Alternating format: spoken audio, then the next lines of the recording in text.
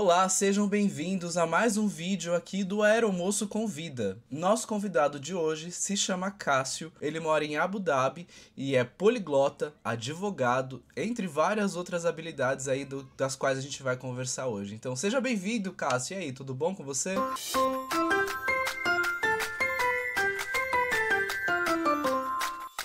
Muito obrigado, tudo certo. Um pouquinho calor aqui no momento, tá começando aquela época do ano, mas tá tranquilo. Eu dei uma olhada no seu LinkedIn antes da gente chegar aqui, né, para poder dar Sim. uma fuçada. E eu vi que você tem muitas experiências profissionais. Então eu começo com uma pergunta básica aqui. Quantos anos você tem? 33. 33. E aí, de todas essas experiências profissionais, conta um pouquinho pra gente dessa trajetória que te levou até a aviação. Desde o meu primeiro emprego, eu comecei já com atendimento ao cliente, foi num cybercafé na minha cidade. Eu sou de Campo Grande, no Mato Grosso do Sul, e desde aí já tive contato com o público de várias formas, né? Fiz direito, sou formado em direito, não sou advogado, não passei na OAB, mas também não me faz falta, não quero.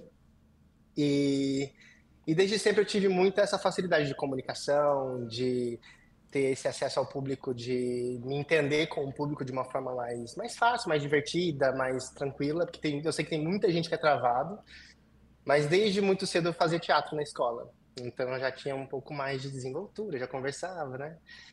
Então, desde o início eu tive esse emprego nesse cyber e depois disso fiz a faculdade. Quando eu saí da faculdade, a vida foi me guiando de novo para as coisas relacionadas a público, né? Então, eu trabalhei com agência de marketing por diversas vezes. Trabalhei numa escola de inglês, dava aula de inglês também. Eu descobri que eu poderia ser professor de inglês, eu nunca nem imaginava isso. E, enfim, dentre outras, trabalhei em bares, trabalhei em restaurante, trabalhei em hotel. Então, sempre com contato com o público diretamente. Então, a aviação, na verdade, ela veio em 2018, que um amigo meu falou assim, por que você não vira comissário? Eu falei, comissário? Como assim comissário? Eu falei, o que é isso, né? Porque na minha cabeça, eu não sei porquê, todo comissário ou pessoas da aviação tinham que fazer algum tipo de engenharia. E eu era do ramo do direito, né, parte de humanos, que não tinha nada a ver com isso. Mas era mais por questão de mentalidade, né? Eu sempre fui direcionado mais para a área de humanas, tanto na parte artística quanto na parte de estudo. Então minha mente não estava aberta para aviação, né? Sempre achava lindo, maravilhoso, mas nada demais.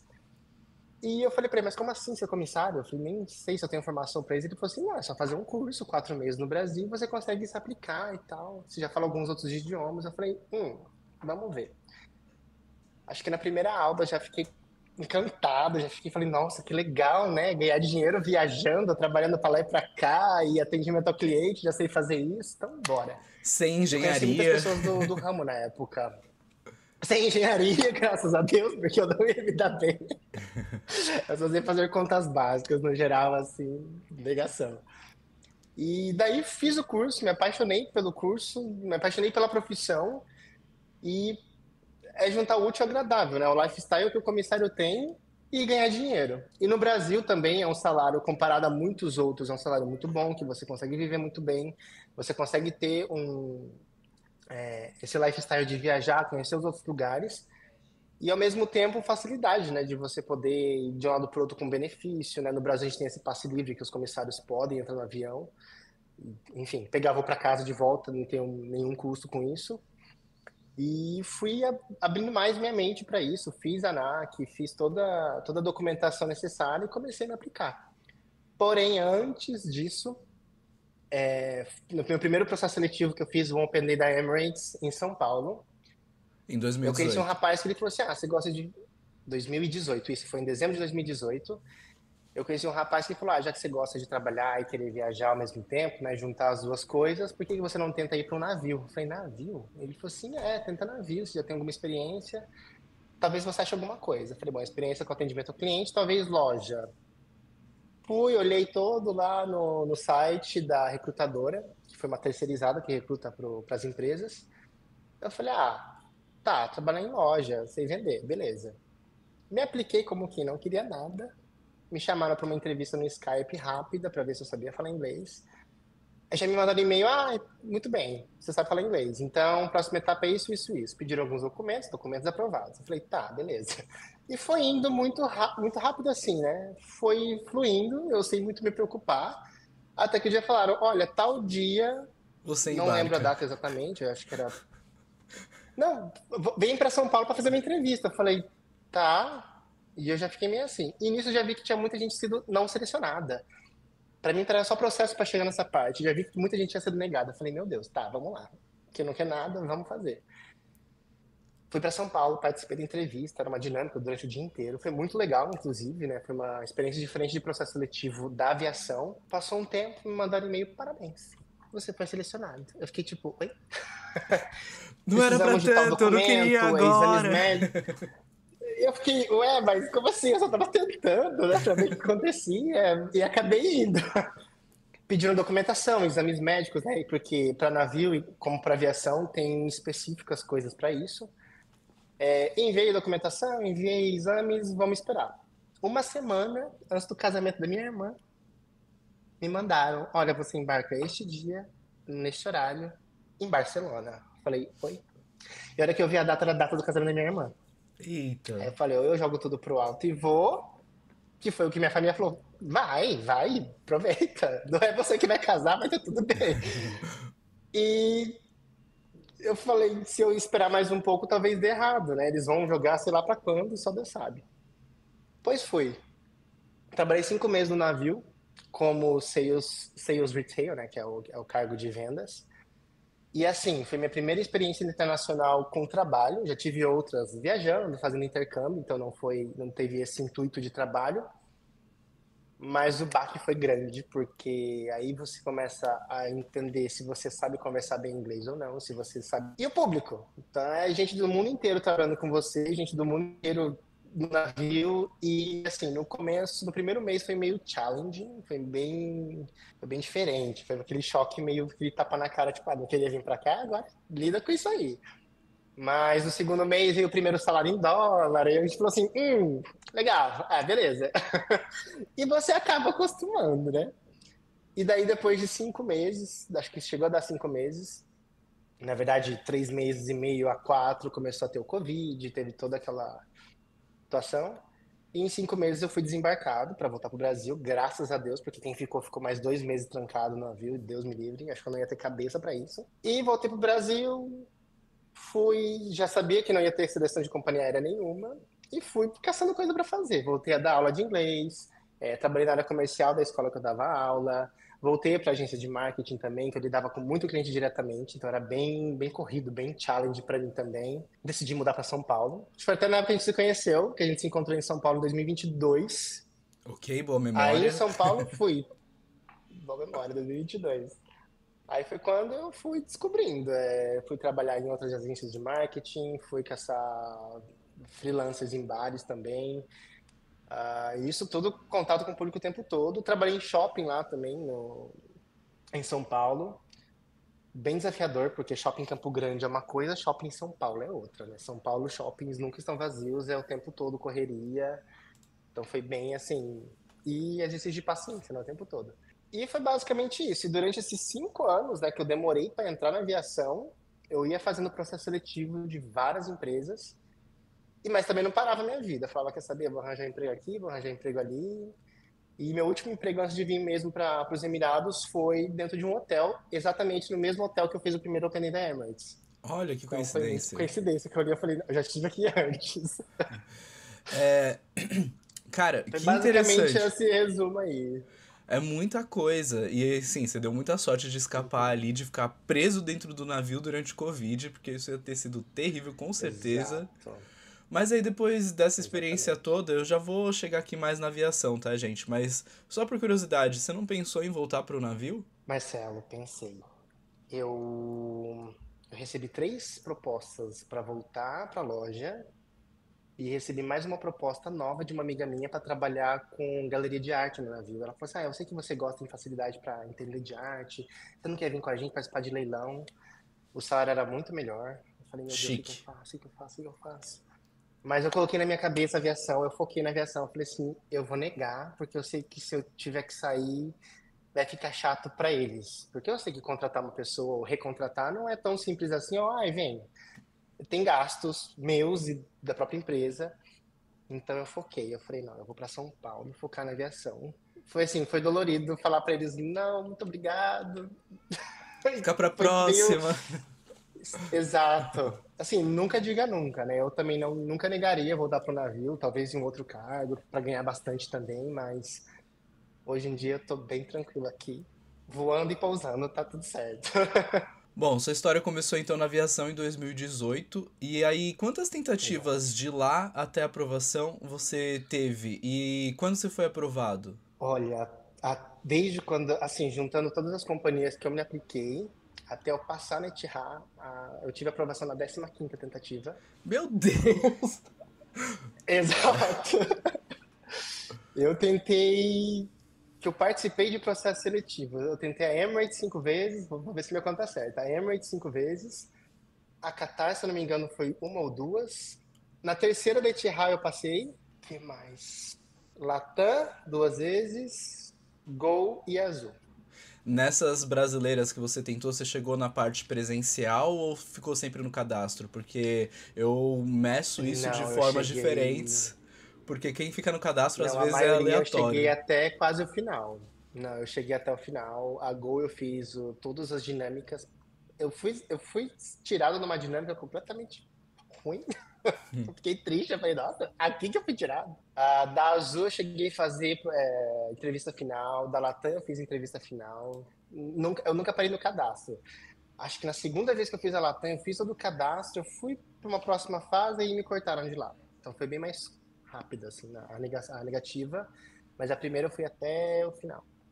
Mas Cara, assim, Latam, o tempo foi mais rápido do que na Azul. Na Azul acho que eu fui uns 3, 4 meses só até me falarem, não vai dar. Que foi exatamente um mês que eu passei para ir para o navio. Então foi tudo meio que o universo organizando o timing das coisas. haja frustração pra lidar com tudo isso, né? Haja coração. Exato. Nossa senhora, eu descobri que eu não sou tão ansioso quanto eu achava que eu era. Que aí Fa- era fa- um exercício de paciência e aceitação, né? Fazendo todas essas seleções 15 vezes e aí chegando aí em fases onde você realmente teve contato com a seleção em si, não só o cadastro, você acabou tendo muita experiência com seleção e aprendendo muito com toda certeza. E aí o que você sente que aconteceu de diferente na da aprovação das anteriores? Olha, as da Etihad e da Qatar, principalmente que não tinha Open Day no Brasil, foi tudo muito online. Da Qatar eu tentava, ia para uma fase e negava. Aí eu meio que desisti porque eu vi que não ia rolar tão fácil assim. As da Etihad, a primeira vez me chamaram, foi tudo online. Me chamaram para um assessment em Lisboa, só que eu não ia conseguir ir por questão de financeira, por questão de logística. A segunda eu me cadastrei e foi para uma outra parte de vamos ver e negaram de novo. E eu já tinha ido para o navio nessa parte, já pensei, nossa, já tenho mais experiência e não me chamaram, mas beleza. Mas assim, e todas eu tava muito committed, tava muito assim. Aí eu fico falando muito tudo em inglês aqui, porque Não tem problema, o a povo gente põe acha a que é legenda frescura, embaixo. a gente, a gente se confunde todo. Mas eu acho que de todas, tanto online quanto presencial, a que eu passei da Rede Rafa foi inteiramente online. Eu acho que é a que eu tava menos preocupado em passar. Porque assim, quando saiu a seleção online, né, foi como o Rio de Janeiro. E como eu estava morando em São Paulo, eu pensei, bom, até o Rio de Janeiro vai ser mais tranquilo para eu ir, a logística é mais fácil. E quem me mandou o link foi o Lucas, inclusive, que ele falou assim, amigo, se aplica, vamos lá. Eu falei, ai, tá, vamos lá, 15ª vez. Eu me apliquei, fiz toda a parte introdutória ali, que você manda, acho que o currículo, alguns documentos. Isso foi em janeiro de 2023. Em abril, me mandaram e-mail falando, muito bem, passou aqui, ó, vamos marcar um dia para você fazer entrevista. Eu falei, tá bom. Fui fazer entrevista, marcamos, eu não lembro se foi, acho que mais em meados de maio, que a gente marcou. Inclusive, eu e o Luca, a gente marcou na mesma data, ele falou assim, quando você marcou, que horário? E no Brasil era 2 da manhã, fiz entrevista. A entrevista, na verdade, eu achei que ia ser uma dinâmica em grupo, e depois ia ser uma entrevista, no caso, a gente estava numa sala, todo mundo, e do nada a minha tela caiu, e abriu só eu e o recrutador. E eu assim, né? Oi? No Uma susto. cara perdida. no susto. E ele conversou comigo, acho que entre 10 a 15 minutos, muito rápido. Me perguntou também, né, experiência profissional, me colocou numa situação que eu fiz, eu era um garçom no restaurante, você fez coisa errada, como que você se desculpa com o Com o cliente? cliente. Uhum. E foi tudo muito rápido. Ele perguntou, levanta, deixa eu ver você de longe, porque eles não conseguem eles não conseguem te avaliar de perto. Levanta, isso, aquilo. Tá bom, Cássio, obrigado, até mais. Bum. Aí eu falei, eita, o que aconteceu? Aí isso eu já fiquei meio, ai gente, né? 14 vezes, 15 vezes, tô nem aí. E assim, eu não tava nervoso, eu fiz essa entrevista completamente relaxado. Ai, tá de noite, tava quase com sono.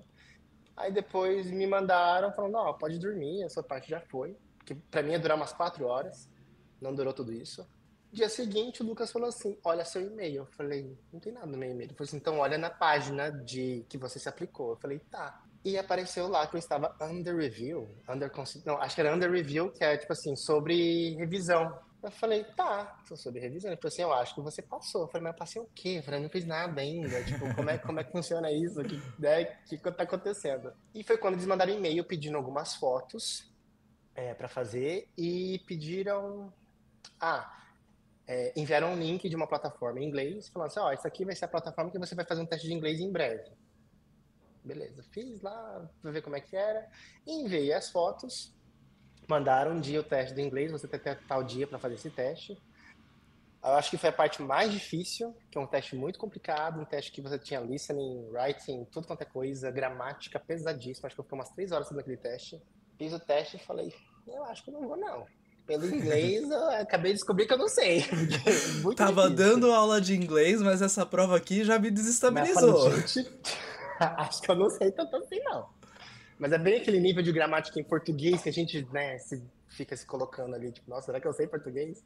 Enfim, fiz também, fiz despreocupado, e nisso já tava saindo pro hotel, já tava feliz que eu ia pro hotel, né? Eu falei, ah, pelo menos uma coisa que vai usar do mês pra uma coisa, né? E assim, eu tava completamente despreocupado. Um belo dia, meu celular despertou mais cedo e eu abri o e-mail, eu só vi um onboard, alguma coisa. Eu falei, que é isso? Passagem de avião? Propaganda? E a hora que eu abri, apareceu Welcome on board. Eu falei, que passagem é essa? Aí que eu vi que era da Etihad, do RH. A primeira minha teve sido congratulations. Eu falei, não é possível. Eu falei, não é possível. Não tava Aí eu preparado, era gritei pra pro esperar mais meu. um pouco. Não tava. Eu falei, gente, eu falei, como assim? Do nada. E foi quando eu falei pro meu flatmate, né, que eu morava com o Marcos em São Paulo. Eu falei, vê esse e-mail aqui. Eu comecei a ficar meio eufórico. Eu falei, não é possível. Aí ele falou assim, você passou? Eu falei, acho que sim, lê esse mesmo, eu não consegui ler. Ele falou assim, amigo, você passou, que legal.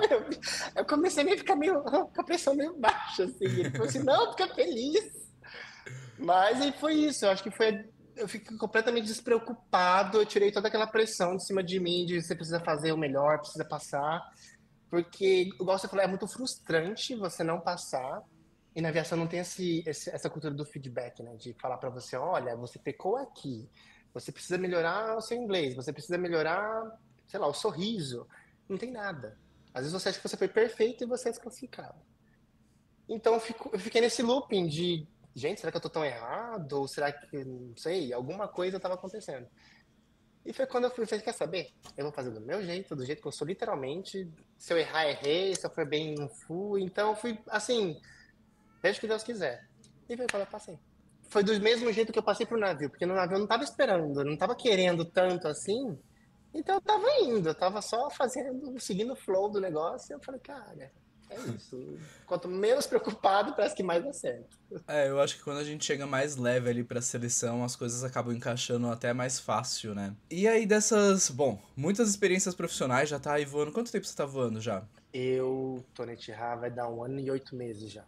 Bastante tempo já. Já teve então várias Bastante tempo. experiências. De todas essas experiências, o que você acha que foi o mais difícil de cada uma?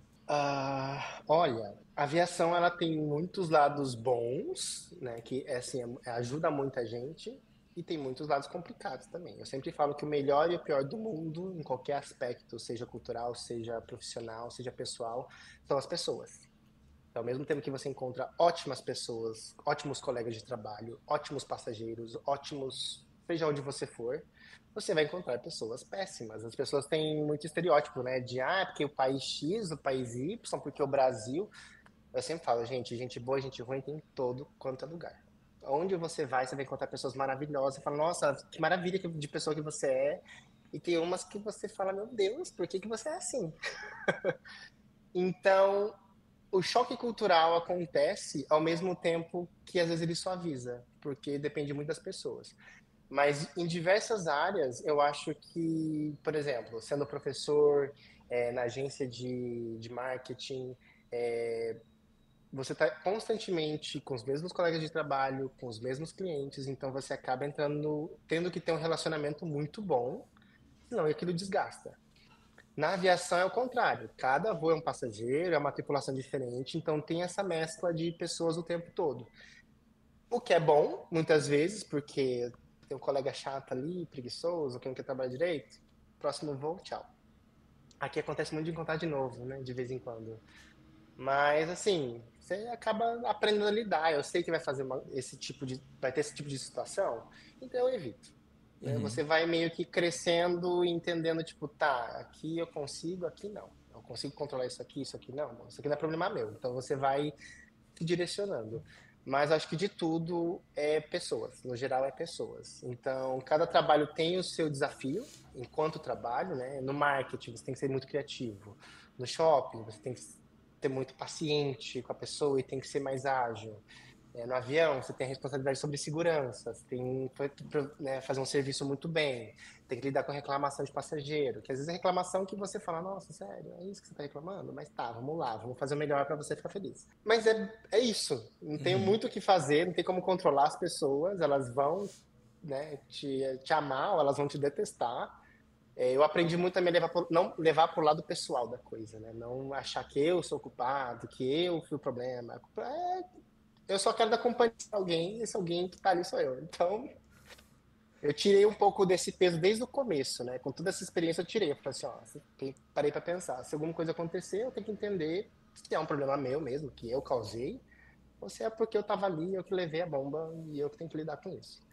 Então, isso é. Eu trabalho bastante isso na cabeça, né? Tipo, para entender que eu posso algumas coisas não estão ao meu alcance. Eu acabei de perceber que você tá quase 2 anos aí voando já. E você tá com 33 anos. Ou seja, passou depois dos 30. E a gente sabe que para as empresas dos Emirados Árabes existe aí um tabu de que depois dos 30 não entra, não é contratado. O que você tem a dizer sobre isso no geral aí para os Emirados Árabes? Olha, no geral, tem a Qatar, que está em outro país, mas a gente fala mais do Oriente Médio. Dos Emirados, a gente tem Fly Dubai, tem a Emirates, tem a Etihad. Por experiência própria, na Etihad, muitas pessoas são contratadas depois dos 30, sim. Tem colegas meus de batch, né, de grupo de início que tinham 36 anos. Tem pessoas que voltaram com mais idade também, 38, 39 anos. Então, pra gente aqui, eu acho que até uns 40, porque depois dos 40 eu já não vi. Então, eu acho que, pelo menos na Etihad, o limite está sendo 40. Das outras companhias, eu meio que percebi que o limite é 30. Então, eu não consigo dizer se isso mudou. Pelo menos na minha época, eu percebia claramente que a idade era uma forma decisiva para eles, né? De contratar ou não. Até porque uma vez eu tentei me aplicar falando que eu era mais novo e passei na aplicação. E quando eu falei a minha idade, eu não passei. Então eu falei, a idade importa. Mas assim, eles não vão falar, sim, é mais que 30 não passa, né? Então, esse tabu rola ainda. Eu não posso afirmar que sim, que não, porque também não estou mais em contato. Mas na Etihad eu sempre encorajo as pessoas. Ah, mas acima dos 30 eu falo, vem, porque eu entrei com 32, 31, não lembro agora. Fiz 32 aqui, né? Quando eu tava começando a voar, eu fiz 32. Então, assim, pra eles não importa a sua idade, se você tá acima dos 30 ou não. Importa se você tá bom pra operar voo, se você tem todas as qualidades e tudo mais. Beleza, perfeito. Eu não queria ter que perguntar isso. Eu realmente não Eita. queria. Mas é que eu sei que vai ter gente perguntando, porque ultimamente a gente não tem falado tanto da Etihad, eu não tenho falado muito da Etihad também no canal. Então, pode tatuagem? Assim, pode. Pode, dependendo da área que você tem tatuagem. Para mulher, eu não vou saber falar agora, mas se eu não me engano, acima do joelho para baixo não pode ter tatuagem, porque elas vestem saias com meia calça da cor da pele, então a tatuagem vai aparecer. Para ela, se eu não me engano, acho que é mais para cima, meio que abaixo do ombro para baixo no braço também não pode. E todo mundo do pescoço para cima não pode ter tatuagem. Homens não pode ter tatuagem do punho para a mão e nem do pescoço para cima. Muita gente tenta fazer remoção, não sai por completo, tudo mais. Porém, se você tem tatuagem nas áreas que você pode ter tatuagem, não é um problema para eles. Agora, mulheres que têm tatuagem no braço, na perna, principalmente na parte da panturrilha, eles desclassificam. Inclusive, no meu treinamento, no terceiro dia, eu acho que você faz toda a avaliação de Style Image, que a gente chama, né, de imagem. Tinha uma menina com um curativo no tornozelo e alguma coisa no pescoço dela. E era bem acima da onde da linha do uniforme. Não era nas costas, era no pescoço. E a mulher viu e perguntou: o que que é isso? Ela falou assim: ah, é machucada. Ela falou assim: eu preciso ver. Ela tentou esconder, né? E assim, não adianta. Aqui é melhor você ter certeza que você está vindo sem tatuagem ou tatuagem nos lugares que você pode ter. Eu tenho um colega de trabalho que tem tatuagem aqui, no braço, no peito, nas costas, não importa para eles. Você não tendo a tatuagem onde não pode, tá tudo certo. Existe algum tipo de desenho que seja proibido? Olha, eles não falam de desenhos, porém a gente tem que levar em consideração que o país é um país religioso, né? O islamismo é muito forte aqui. É islamismo? Desculpa a falha. Aí. Porém, são muçulmanos. Eu falo islamismo, eles acham que é quase a mesma coisa, pode ser, pode não ser. Porém, é um país muçulmano. Então, eu acredito que tatuagens de cunho político, de cunho religioso, ou de certa forma, sei lá, de uma forma agressiva, não Uhum. sei explicar, eu acho que não é legal. Porém, eles não avaliam o seu corpo inteiro. Então, sei lá, você tem uma caveira, exemplo, na panturrilha da perna, homens. Eles não vão te perguntar o que, que é isso. Tem, deixa eu ver. Por que não aparece no uniforme? Eles, pelo menos aqui, eles respeitam muito a sua privacidade. Você fazendo tudo que a empresa está pedindo e no uniforme você mantém o seu style and image completamente 100%, tá valendo. O que você tatuou na área que pode tatuar, talvez não faça diferença. Porém, o que pode acontecer? Às vezes você tem uma tatuagem, eu não sei se uma cruz poderia ser um problema para eles. Mas vamos dizer que sim, não sei, porque é uma coisa, é uma imagem religiosa, né? E alguém te vê na rua e sabe que você é comissário. E alguém pode te reportar porque aquilo pode ser uma ofensa ou alguma coisa que eles não gostam. Isso pode acontecer. Então, assim, tem que tomar cuidado. Não adianta mentir, porque se você tiver tatuagem em áreas que eles não permitem, eles vão descobrir. E eles não têm dó de mandar embora. Eles falam: ó, obrigado. Como eles dizem no treinamento, massa lama chucrano. Tipo, adeus, obrigado. E acabou. Não tem discussão. Então, se você discutir, acho que é até pior pra você, porque eles podem te banir e falar: ó, nunca mais apareça, porque se você já vem mentindo, Não queria ter perguntado de tatuagem, mas tá perguntado, já resolvemos esse tá problema. perguntado, tá perguntado. E nos sites de todas as companhias, quando fala de tatuagem, tem um desenho de um homem e uma mulher, e eles colocam certinho as áreas, acho que, a gente acha que era, sei lá, se era área preta ou branca, ou cinza e branco, o que pode e o que não pode. Então, só olhar, ver, posso, tenho, beleza, tá tudo certo. Posso, tenho, não pode? Tenha isso em mente, né? Mas eu sei que essa é uma pergunta que todo mundo fala: ah, de novo. Porque Mas fazer até. o quê? A gente tem que responder. É uma pergunta que, na verdade, nos últimos anos eu já não tenho recebido tanto, porque já tem muito conteúdo falando sobre isso. Só que ainda assim, como pela Etihad a gente não tá falando tanto dela, eu achei que talvez pudesse aparecer essa pergunta, então eu já me antecipei. Mudando de assunto totalmente, português, inglês, francês, espanhol. Como aprendeu tanto idioma? Conta pra gente. Olha, na verdade, o primeiro idioma que eu aprendi, o primeiro idioma estrangeiro foi japonês, né? Eu sou metade japonês, metade brasileiro. Minha família, por parte de mãe, é toda japonesa. Então, Esse desde não tava no criancinha, LinkedIn, não vale. não tava no LinkedIn. Não, mas assim, eu não sei japonês fluentemente, mas eu estudei até os 12, 13 anos. Eu conseguia ler tranquilamente, conseguia falar um japonês bem básico, porque japonês, ainda mais criança, você não tem essa, digamos assim, você não tem essa prática de estudar direitinho, você não sabe a importância daquilo. Hoje em dia me arrependo, mas eu não culpo a minha criança de 7, 8 anos que estudava todo sábado, ia para uma escola de japonês, então assim, foi o primeiro idioma que eu tive contato estrangeiro. O inglês, desde muito criança, minha mãe me colocou em escola de inglês particular. Fiz até o ensino médio, então gramática eu dominava, mas não falava muito, né? E depois de um tempo que eu tive que praticar, né? Que pesou, tipo assim, ou você vai saber ou você não vai saber, então já que eu tenho que saber, vamos praticar mais, vamos aperfeiçoar mais. O francês, quando eu comecei a faculdade de Direito, eu não tinha muito em mente o que eu queria ser, eu pensava muito em defensoria pública, não pensava em outros concursos no geral, pensava em defensoria pública. E, na verdade, eu comecei a estudar francês porque eu queria ser diplomata. Falei, bom, direito tá mais ligado à diplomacia, vamos tentar ser diplomata. Comecei a estudar francês, fui até o nível B2, se eu não me engano, de estudo, que isso é uma fluência já, falta praticar. E durante a faculdade eu vi que eu não queria mais ser diplomata, que eu não queria ser mais defensor público, que eu não queria nem ser advogado direito, eu só queria terminar a faculdade e falar, pronto, me graduei, finalizei minha vida aqui.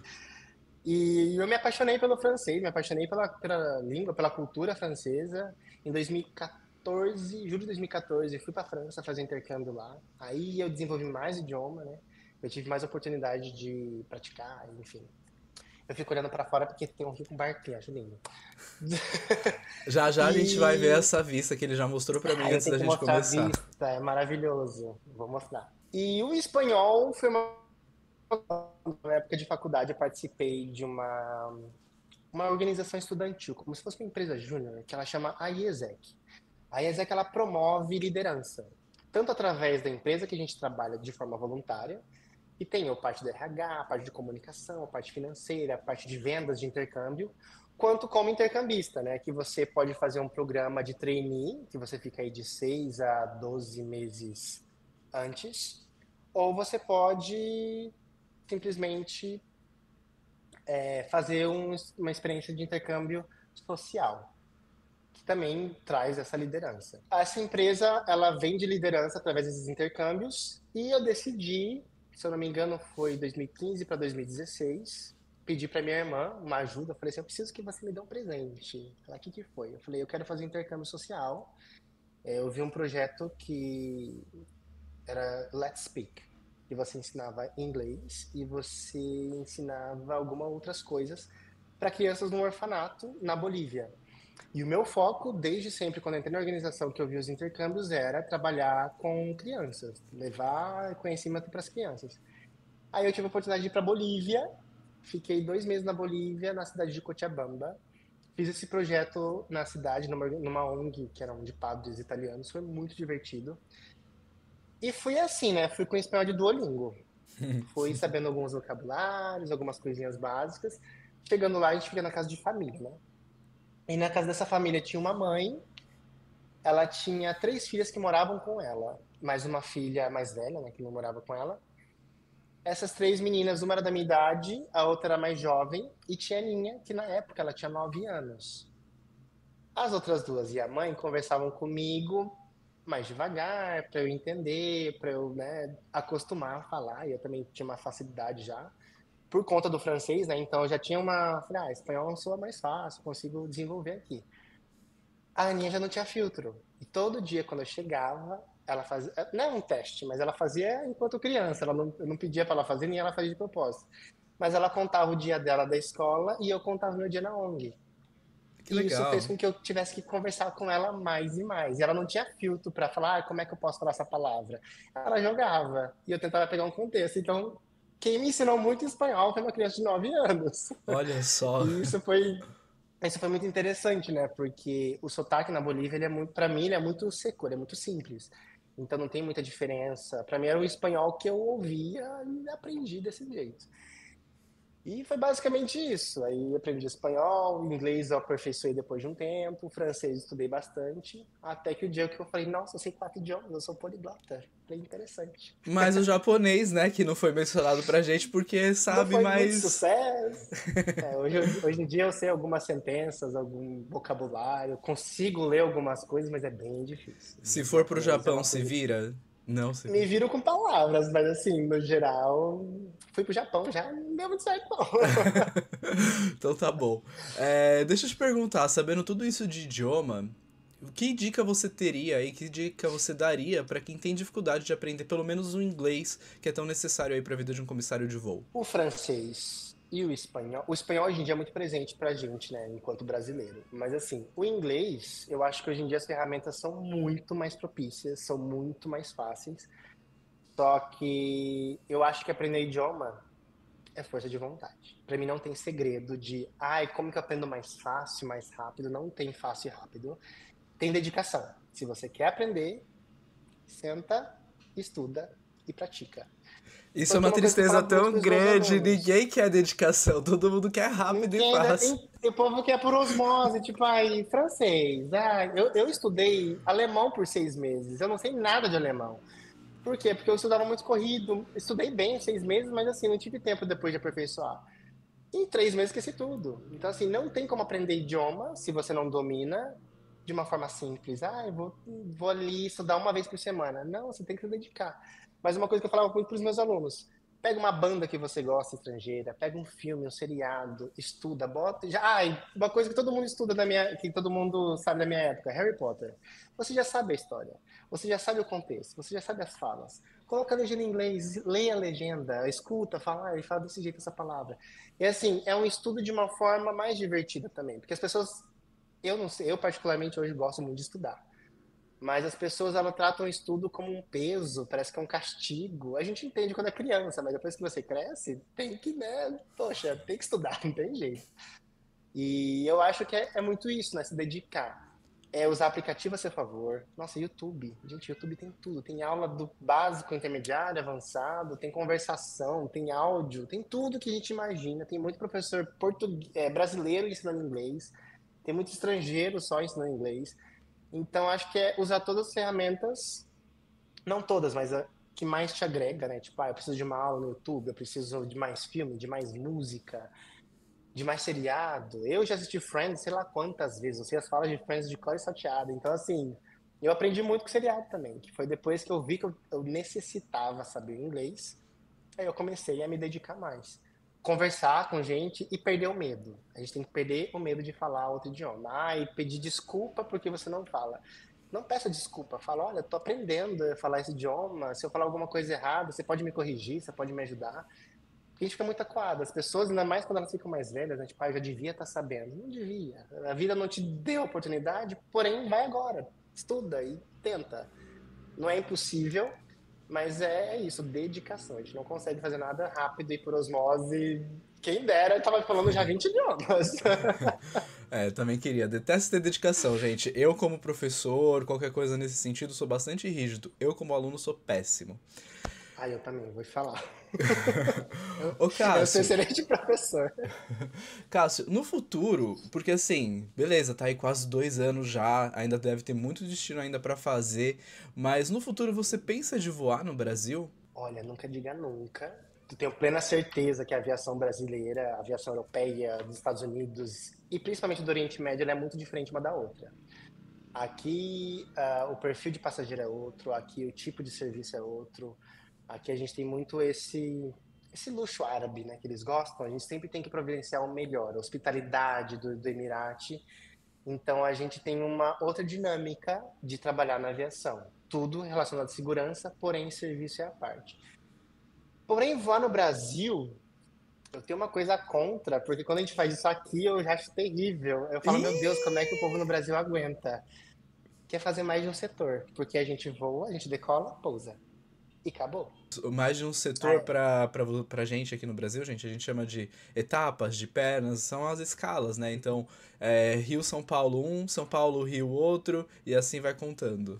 exato, e a gente geralmente tem duas etapas de voo: a ida e a volta. Aqui a gente não tem voos nacionais, a gente não voa entre Emirados, a gente voa dos Emirados para outros países. Então todos os voos são internacionais. Então assim, a gente tem voo de 55 minutos, 50, 55 minutos, até voos de 14, 15 horas. Então pra gente é sempre uma decolagem, um pouso. No máximo um bate e volta, né, que a gente chama de turnaround, aí a gente volta para Abu Dhabi. Tem voos que a gente tem que fazer 4 setores, que aí vamos supor que eu vou fazer um Doha no Catar e um Mascate no Oman. A volta de Doha, vai pro Mascate e volta, a gente tá assim, ó, exausto, no nível que ninguém entende. A gente fala assim, meu Deus, 4 setores não é vida. Aí eu fico pensando, tem gente que vai São Paulo, Campo Grande, São Paulo, Rio, vai e volta. Eu falo, como é que aguenta? É Eu, pesado isso, né?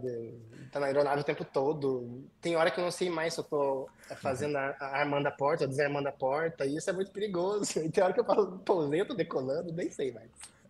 no Brasil realmente isso acontece, a gente pode fazer até 5 pousos e decolagens numa tripulação simples, podendo até estender mais uma, então pode ser 6. E aí, às vezes, isso daí, esses 6 vira 8, porque às vezes a pessoa não mora na base, então já fez uma decolagem para chegar na base, depois faz uma decolagem a mais, né, para voltar para a cidade natal dela, a cidade onde ela mora. Então, até 8 acontece, é muita coisa, e o que cansa realmente é pressuriza, despressuriza, embarca, desembarca. E é muita coisa realmente, eu Exato. entendo.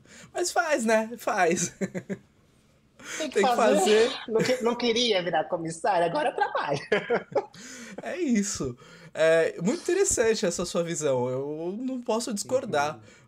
Mas aí eu te pergunto, beleza, mas aqui no Brasil você tá ainda na sua cultura, né? Junto dos seus, de tudo que você já conhece e sempre conheceu. Exato. Então, qual que foi o mais difícil aí de mudar, morar em Abu Dhabi?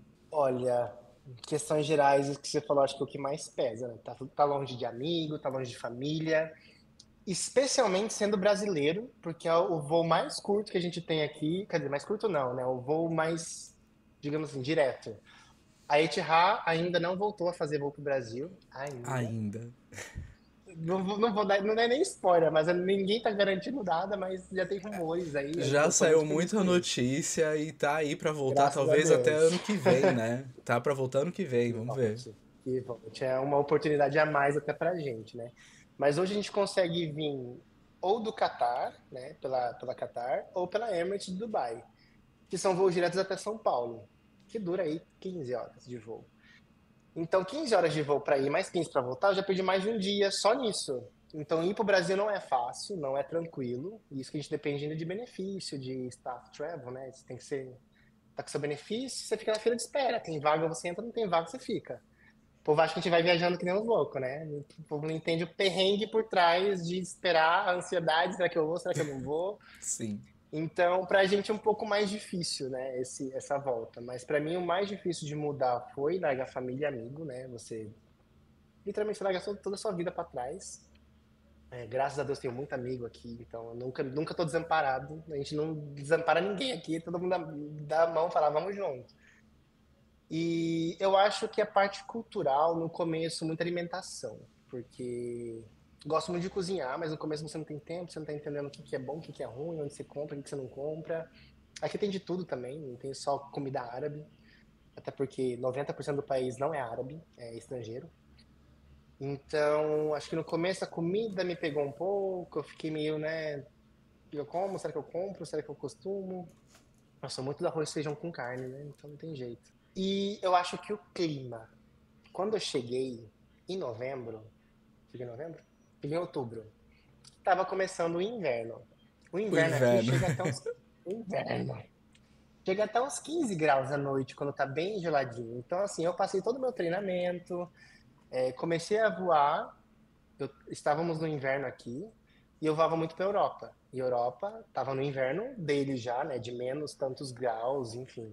E isso acabou que eu não sabia o que era calor nos Emirados ainda. Agora está começando o calor de volta. Hoje, inclusive, está 38 graus. São 5h50 da tarde, tá 38 graus. Tá gostoso, tá gostoso. Tem ar-condicionado em todos os lugares? Em todos os lugares. A gente às vezes fica de moletom em casa porque a gente coloca o ar muito forte. Mas assim, o calor de fato deu uma quebrada, meio que assustei no começo. Chega a 50 graus tranquilo no verão. Então você não faz nada fora, só fica dentro de casa. É de casa pro carro, do carro pro shopping, e é o que a gente faz. Mas questão cultural, você acaba convivendo com gente do mundo inteiro, o que pode ser muito bom, o que pode ser muito ruim, como qualquer outro lugar, como eu já falei, né? As pessoas, elas são excelentes ou elas são terríveis, independente de onde elas são. E a gente às vezes tem muito esse choque a bordo, né? Porque você vê o comportamento do passageiro, você vê o comportamento dos seus colegas, tem hora que você fala, mas como que uma pessoa não entende que assim é errado, ou que assim é feio, ou que assim não devia estar fazendo? E a gente vai aprendendo a ter um limite, respeitar, saber o que está acontecendo, porque lidar com pessoas em qualquer lugar não é fácil, nunca vai ser. E a gente só tem que ou dar risada da situação, ou aprender, ou lidar com isso. Mas para mim o ápice é alimentação, não poder ter o arroz e feijão da minha mãe toda vez que eu quero, eu tenho que fazer. E tá longe de todo mundo, você não pode estar perto, ainda mais pra gente que tá bem longe, então você não consegue. Tenho 3 dias de folga, vou pro Brasil. Impossível. É, Então, fica é isso que complicado, né? dificulta a distância. É bem complicado.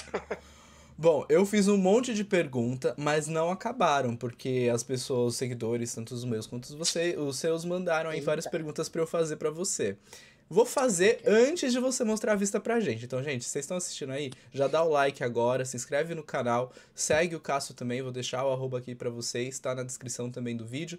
E espera porque a vista vale a pena. Mas vamos às perguntinhas do pessoal que tá seguindo a gente. Essa daqui eu nunca consegui desempenhar enquanto como comissário. Como se manter saudável na rotina de comissário? Eita, mas já veio paulada. Olha, é difícil, porque especialmente, a gente sabe que no Brasil também tem muito, como fala, tem muitas essas etapas, muitas pernas, o que é rápido às vezes, então você pode começar a sua jornada às 6 da manhã e terminar às 6 da tarde. Aqui a gente começa às 6 da manhã, 4 da manhã, 2 da manhã, meia-noite, 10 da noite, qualquer horário é horário para voar. A gente tem uns picos, mas assim, não tem um padrão. Tem dia que a gente faz 3 vezes voos durante a noite e você não dorme durante a noite, você dorme durante o dia. Então, assim, é difícil, não vou falar que é fácil, mas eu tenho uma péssima notícia. Hum. É que nem aprender um idioma. Precisa de dedicação. Dedicação. Exatamente. É saber o que você come, aonde você come. Com o tempo você entende o seu corpo, que o seu corpo, como o seu corpo reage a uma pressurização, seu sistema imunológico, como ele reage durante o voo, depois do voo, antes do voo. Eu, por exemplo, sou uma pessoa que eu não bebo muita água e não como antes do voo. Porque eu quero estar assim, ó, com o meu corpo sabendo que nada vai acontecer. Né? Nenhum acidente, nenhuma, né, um empecilho ali durante o meu serviço, o meu trabalho. Entendo Então, durante o totalmente. voo, é terrível. Então, durante o voo, eu vou me alimentando. Hoje em dia, eu tento me alimentar com coisas mais saudáveis em voo. A gente tem o nosso crew cart, né, a comida pro comissário. Então, eu sempre tento, especialmente em voo longo, comer bastante fruta, beber bastante água, tem algum legume, alguma coisa ali, algum vegetal, eu tento focar mais naquilo. Eu evito bastante coisa com molho a bordo, mas eu adoro fazer um estrogonofe em casa, um feijão, então eu preciso fazer esse balance, né? Come em casa, mas não come a bordo. E hoje eu tô numa rotina de academia um pouco melhor, eu tô mais acostumado, porque no começo eu tentava ir durante o treinamento pesado, então você acaba não conseguindo ir todo dia, lindo, feliz. Você vai, tá cansado, você vai ter que estudar, então a rotina fitness ela fica um pouco de lado por um certo tempo. Mas é dedicação. Os hotéis geralmente têm academia. Se não tem academia, sai para correr num parque. Tenta procurar coisa saudável. Eu adoro fazer voos para Alemanha, porque todos os mercados têm geralmente ou sushi embaladinho, ou tem salada. Então você consegue comer saudável, comer gostoso ali, e sempre muito fresco. Então é tentar entender o seu corpo. Tem gente que precisa sempre pensar no horário de Abu Dhabi. Ah, porque em Abu Dhabi são 8 da manhã, eu estou nos Estados Unidos, são 4 da tarde. E para mim não faz sentido. A partir do momento que eu pouso num lugar, eu estou no horário do lugar. Eu sempre vou onde eu tô. Senão eu não penso. Senão eu fico tipo, mas por que 8 da manhã? Então eu vou ter que dormir daqui 12 horas? Tipo, 4 da manhã de novo? Então eu não consigo. Eu entendo o jet lag, que muita gente fala, não, eu preciso me organizar pelo horário de Abu Dhabi. Para mim não faz sentido nenhum. Eu me organizo no horário do lugar. Eu faço a conta. Bom, se eu cheguei tal horário, que horas que eu durmo, que horas que eu acordo, que horas que eu vou pra academia, que horas que eu vou comer, aonde eu vou comer. Eu durmo antes do voo, não durmo antes do voo. Eu durmo mais, acordo mais tarde, acordo mais cedo. Então você vai sempre. E assim, vai de cada um. Né? Se vai para layover, vai fazer um treino na academia, se vai comer saudável ou não vai comer saudável. Então é dedicação pessoal. Você tem que É, entender como você se mantém. E assim, eu fui uma pessoa que eu nunca fui de dormir muito. Sempre dormi 6 horas por noite, 7 no máximo. Hoje 8 horas pra mim não é nada. Tem, Eu tem dia que você sempre chega fui de de dormir layover. bastante. Nossa, tem vezes assim que eu acho que eu não vou dormir. Eu falo, tirar um cochilo aqui, 2 horas e vou sair pra cidade. Tem dia que eu já acordei à noite de novo. Tipo, eu cheguei de manhã e acordei à noite. Então, assim, é entender o corpo. Você tem que entender como o seu corpo tá reagindo a todos esses horários, trabalho, cansaço, o fuso. E fuso horário, já vou falar que a gente não se adapta. Você nunca se adapta. O povo pergunta, mas como que você lida? Eu falo, não lido, eu só vou, deixa acontecer, vamos viver a vida, vai treinar, vai comer, vai descansar, mas eu não lido, não, eu só deixo. Eu já tava nessa outra forma de lidar com essa questão. Eu não cruzava tantos fusos quanto vocês cruzam aí, Uhum. mas quando rolava de cruzar fusos, eu preferia também manter o horário base pra manter, tipo, o horário de dormir e essas coisas, porque não achava que o tempo de pernoite era o suficiente pra eu ter que lidar com o jet lag ou adaptação. Então, Uhum. só se eu fosse ficar mais tempo, aí sim eu pensaria em, ok, vou pro horário local e não o meu horário original. Então, eu entendo porque faz sentido, mas entendo também quem já se adapta direto no horário da onde tá. É difícil, Exato. gente, é difícil. Não é nada simples, né? É tudo muito diferente, assim. Tem gente que come durante o voo inteiro, que eu falo, como você consegue? Eu não consigo comer. Eu vou comendo em horário específico. Ansiedade, é ansiedade. Ansiedade. Eu Ansiedade, comia verdade. durante o voo todo, não tinha o que fazer, tava comendo. Ó, essa daqui é muito boa. E é uma pergunta meio a la RuPaul Drag Race. Vamos lá.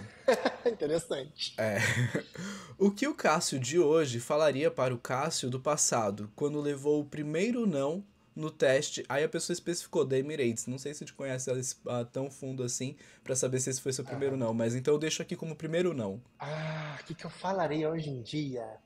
Olha, eu falaria tipo assim, calma, não é sua hora, não é pra você estar ali, não é pra você trabalhar na Emirates, não é pra você trabalhar em Dubai. Você não vai querer morar em Dubai e calma que coisa melhor vai vir. É isso que eu falaria. Tipo, calma, você não, esse sonho não é teu. Eu acho que com essa resposta você meio respondeu outra aqui que eu vou mandar só então pra gente tirar ela também. Você pensa em mudar da Etihad pra Emirates? Eu penso em mudar num futuro, que eu ainda não estudei o tempo e nem nada, talvez para uma private jet, para uma aviação privada, que aí vai ser uma outra dinâmica de comissário, de serviço, de tudo. Mas eu não iria para Emirates hoje em dia. Eu tô bem feliz aqui. Eu percebo que as pessoas geralmente elas têm uma empresa de preferência, só que ela muda de tempos em tempos. Por exemplo, a queridinha da vez agora no Brasil é a Latam, mas até antes da pandemia, até o começo da pandemia assim, era a Azul. Então assim, vai ciclando a preferência do pessoal de Uhum. acordo com como a empresa aparece mais seleção, mais gente contratada, e aí fica mais no consciente Exato. das pessoas. E é o caso da Emirates hoje em dia aqui para o pessoal no Brasil, né? Porque é a única que está vindo para cá contratar no momento, embora a Etihad também, mas de forma online, né? Como conciliar a vida amorosa com a profissão morando num país tão polêmico? Eu lido muito bem, mas eu acho que em certos momentos. Assim, o país é polêmico, mas, como eu disse antes, eles privam muito o seu mundo particular, a sua vida pessoal. Então, assim, o que você faz na sua casa, com quem você está na sua casa, não interessa a ninguém. Óbvio que como eu moro em acomodação da própria empresa, eles têm um controle e tudo mais de quem tá vindo, quem tá saindo. Mas pra gente, no geral, não é problema se você não tem o. Como que ele fala em português isso? Se você não demonstra afeto em público. Porque hoje em dia os Emirados, apesar de ter essa polêmica, não é uma bagunça se você entender como cada pessoa é. Porque tem muita LGBT, tem muitas pessoas de várias formas e jeitos e preferências aqui. Só que o negócio você não pode demonstrar afeto em público. Então você não sabe Mas se dois caras e duas mulheres, se as pessoas são casais, se as pessoas são amigos. Você não sabe. Nem um homem e uma mulher árabe, eles estão no shopping, você não sabe se é um casal, se são irmãos, porque ninguém anda de mão dada, ninguém se abraça e se beija em público. Então é muito isso. Se você estiver na sua casa, sem ferir as regras do país, digamos assim, de demonstrar afeto em público, tá tudo certo. é isso que eu ia falar, né? A demonstração de afeto em público é proibida geral, ninguém pode, então. Ninguém, não tem um nicho, é todo mundo. Tanto que eu já vi, acho que um vídeo vamos falar shake, do Catar falando. A gente nunca proibiu pessoas homossexuais no país. O que você faz na sua casa, ninguém quer saber. Em público é proibido. Todo mundo. É uma coisa que ele fala. E assim, pra eu ter ouvido isso de um cara do Catar, eu falei, nossa, o Catar eles são muito conservadores. Então, é exatamente isso. A sua vida privada é a sua vida privada. Você não pode influenciar nada na sociedade. Então, você estando na sociedade, vamos colocar, comportado e não ferindo nada disso que eles são contra, ou que é polêmico, ou que é complicado para eles, tá tudo certo. Porque tem muita gente que quer falar, como assim? Nossa, que país ultrapassado. Eu falo, não é questão de ser ultrapassado, é questão de. Não tô no meu país, eu não posso falar a regra dele e falar, isso tá errado. Eles estão certos na medida deles e tá tudo bem. E você acaba acostumando a Sinceramente, não ver as pessoas em público, porque em São Paulo, quando eu fui a primeira vez de volta pro Brasil, eu assustei. Eu falei, nossa, pessoas na rua se beijando. Então, assim, você, não que eu, na minha cabeça tá errado, jamais, mas você acostuma a não ver pessoas na rua, casais na rua, tendo afeto, né? Então a cabeça vai mudando um pouco também, né? Você entende por que eles fazem isso, entende que o Brasil é um país livre, tá tudo certo, mas pra mim isso não afeta em sinceramente, eu acho sensacional que a regra seja pra todos, tá? Então, se um pode, todos podem, se ninguém pode, se um não pode, ninguém pode. Aqui no Brasil, todo mundo exatamente. pode, mas a gente sabe que não é bem assim, tem outras medidas Uhum. aí. Então, lá pelo menos tá todo mundo proibido, acho justo também. Ou permite todo mundo e Eu tá acho todo mundo de justíssimo. boas, ou proíbe todo mundo também, e já era. Ou 100% ou nada. Exatamente. É, a gente meio que já falou disso aqui enquanto a gente estava conversando, mas você tem noção de como anda o processo seletivo da Etihad online hoje em dia? Olha, eu acho muito relativo, na verdade, porque como é online, eles têm uma ideia de até 2030 ter não sei quantos mil comissários. A empresa está crescendo, tem bastante brasileiro vindo. Para quem não sabe, o CEO atual da Etihad é o Antônio Aldo, que ele era da Azul. Então ele está trazendo bastante brasileiro para cá. Não ele, né? Mas assim, a seleção está valorizando bastante brasileiros, graças a Deus. A gente sabe trabalhar bem, a gente sabe lidar com tudo. A gente já nasceu num país que tem que lutar. Então a gente vem para cá, a gente faz o nosso melhor também. Mas está contratando. Eu não vou dizer que é rápido ou devagar, porque depende muito da onde faz seleção ou de onde a pessoa está vindo. Mas sim, está contratando, não vai parar por enquanto. Toda semana está tendo pelo menos duas novas turmas de comissários. Então quem está querendo, quem está tentando, continua. Eu sei que não é fácil, eu sei mais do que muita gente que não é gostoso esperar, não é prazeroso ficar esperando uma resposta, receber um não, ter que tentar de novo. Mas assim, não desiste. Se está numa idade que você pode vir, que você quer muito, continua. O processo está acontecendo, cada dia mais está vindo new joiner. Esses dias eu até assustei, porque a gente tem nosso staff number, né, o número de inscrição na companhia, e o meu é 514 e ele continua. Eu vi 5-2. A hora que eu vi 5-2, eu falei assim, meu Deus do céu, eu tô aqui faz muito tempo já. E muita gente entrou já. Você assusta a hora que você vê que tem Uhum. muita gente entrando e começa a fazer os voos de instrução e você tá ali e você fala, meu Deus, eu sou mais velho da econômica agora. Aí você fica meio, nossa, eu sou mais responsável aqui, será? Então, e o tempo passa assim. Então, quanto menos você espera, você já tá começando a voar, você já tá aqui e é isso. Para encerrar, teve várias outras perguntas, mas muitas delas a gente acabou já respondendo durante a nossa conversa. Então, a última pergunta aqui que o pessoal mandou que eu acho também interessante é: como foi a transição de carreira? Teve que escutar muitas opiniões boas? Aí eu acho que eu quero. O que a pessoa quer saber se teve muita gente aí opinando de forma negativa ou sarcástica, ou tipo, você vai mesmo fazer isso? Vai mesmo mudar pra Abu Dhabi? Ou qualquer coisa nesse sentido. Olha, incrivelmente, desde quando eu comecei a fazer o curso, meus pais, meus avós, meus amigos, todo mundo falou: Nossa, é a sua, cara. Então, tipo assim, vai, faz mesmo. Então, tem uma coisa que eu tive muito foi suporte de amigo, de família, de todo mundo que me conhecia. Acho que as pessoas que mais me apoiaram foram meus pais. Falei: Não quero mais direito, não quero mais isso, tô indo tentar aviação. E eles falam: Pois vá. Pois vai mesmo. Porque eles sabem que depois que eu entrei, eles têm muitos benefícios e tudo mais.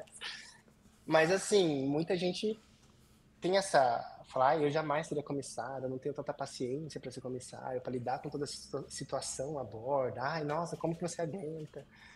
E, gente, é simples. Qualquer lugar que você vai trabalhar, você vai ter que lidar com gente, cliente, colega de trabalho, do bom e do melhor, e até dos mais, você fala, pelo amor de Deus, por que você tá aqui?